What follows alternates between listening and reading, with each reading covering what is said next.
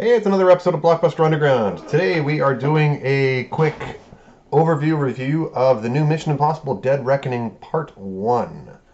So, as you've probably known from the reviews I posted the last month or so, this summer so far has been a bit of a letdown when it comes to movies.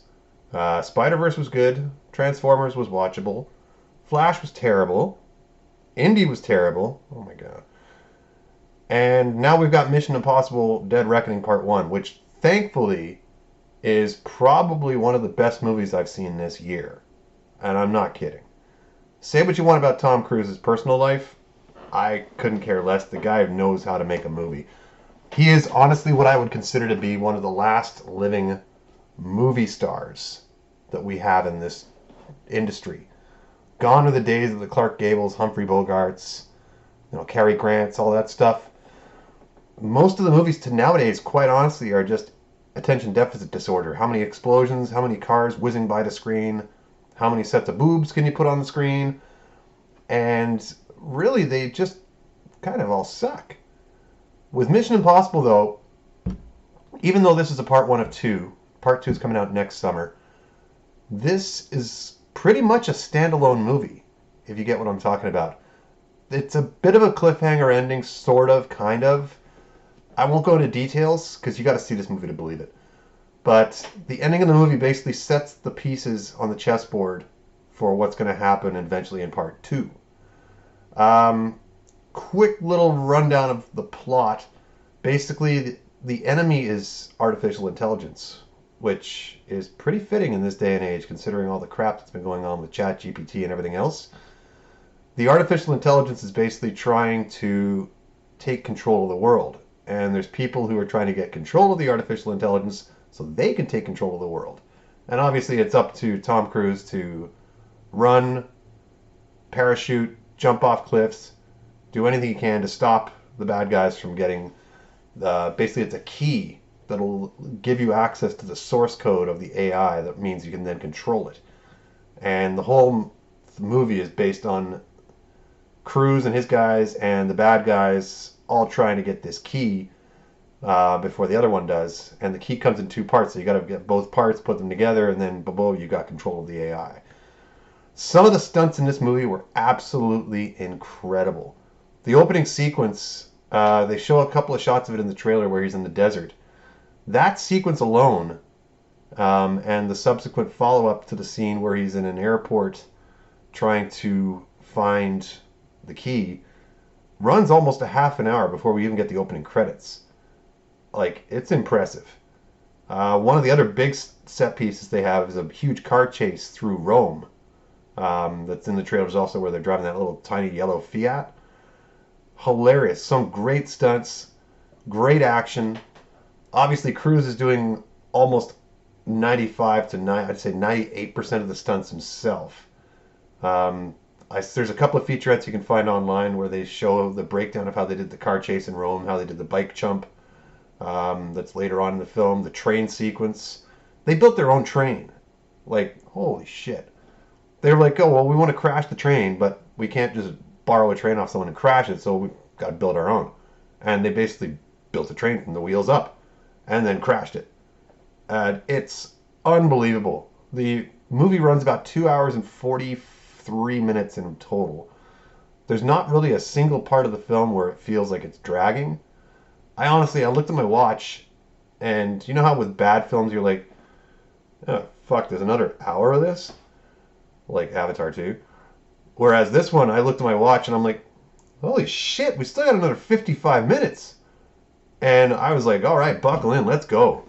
Giddy up. The bike jump in near the end of the movie, I don't know how he did it. I mean, I'm terrified of heights, so there was no way you would ever catch me. Like, there's one shot in the making of, on the stunt thing that I mentioned, where him and the director, Chris McQuarrie, are standing on the edge of this ledge, this ramp that they built, looking over this gorge that's like hundreds and hundreds and hundreds and hundreds of feet deep.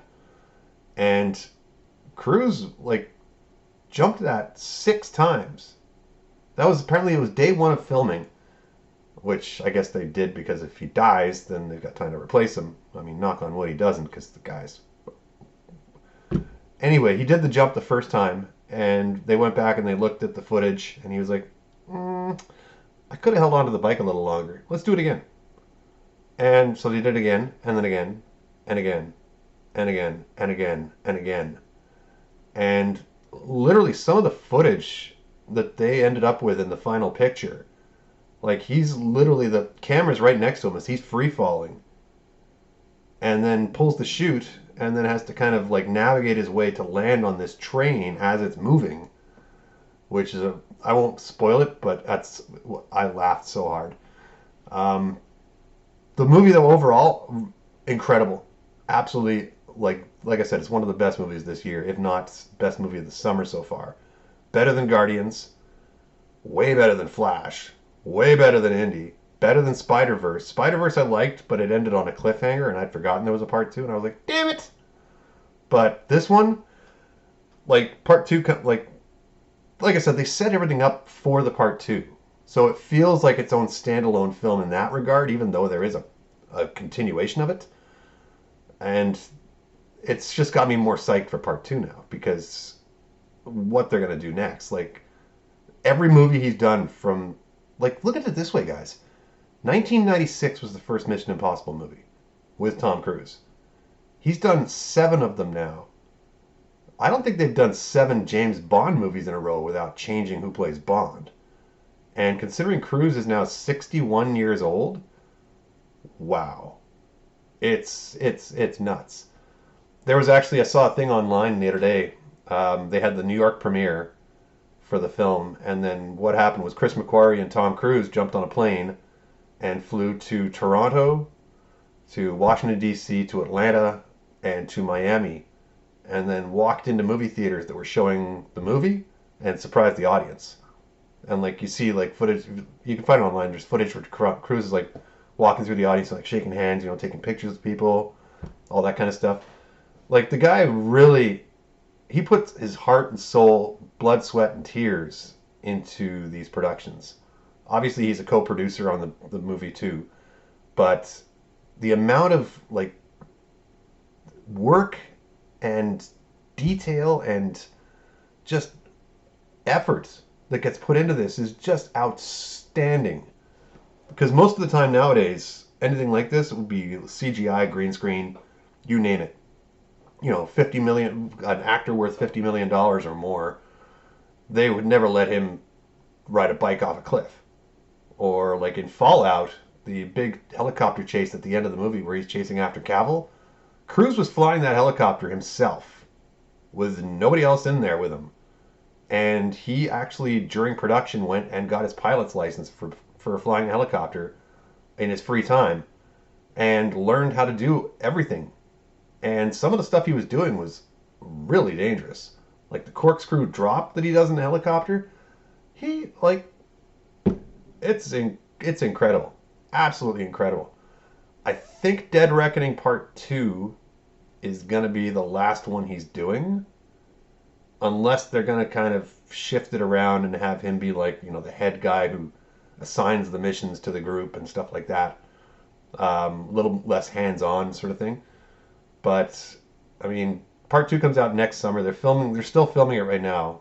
I think there's a couple of stunts they've got to finish off and a bit more footage they got to shoot. But I'm telling you guys, if you get a chance to go see this in the theaters, do it. It was amazing.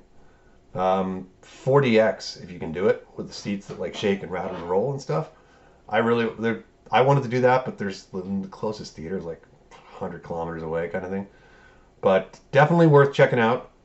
It's proof that there is still good product coming out of Hollywood, rather than the throwing money at some production like The Flash and hoping it's gonna stick to the wall like overcooked spaghetti. Not something you need to worry about in this one. Cast across the board is really good. Pom Klementieff, who plays Mantis in Guardians, is actually in this, and she's badass. She plays an assassin named Paris. She doesn't have much dialogue, but my God, she whips some ass in some good scenes. Haley Atwell is really good. Ving Rhames, Simon Pegg, Rebecca Ferguson are all back from the old ones. Vanessa Kirby is back again. We got Henry Czerny, who shows up as Kittredge, who we haven't seen since Mission Impossible 1. And Ace Morales as the villain Gabriel, he was amazing. Like some of the scenes he did, you could just, oh my god, so evil and so good. The last time I saw him was actually in Titans. I think it was season 3 where he was playing Deathstroke. Really good actor. Doesn't you don't see him in much, but he does a great job in this. So, bottom line, go see it. Try to get the biggest screen you can. Try to do 40x if you can. It's what you go to movies for. I mean, you guys remember Top Gun Maverick, how good that was? This is on par or better than that. I mean, Cruise will not let the ball slip on any of these Mission Impossible productions, and it shows the amount of money. I'm not sure what the final budget was, but you see every penny of that budget on screen in every scene. So definitely go see it.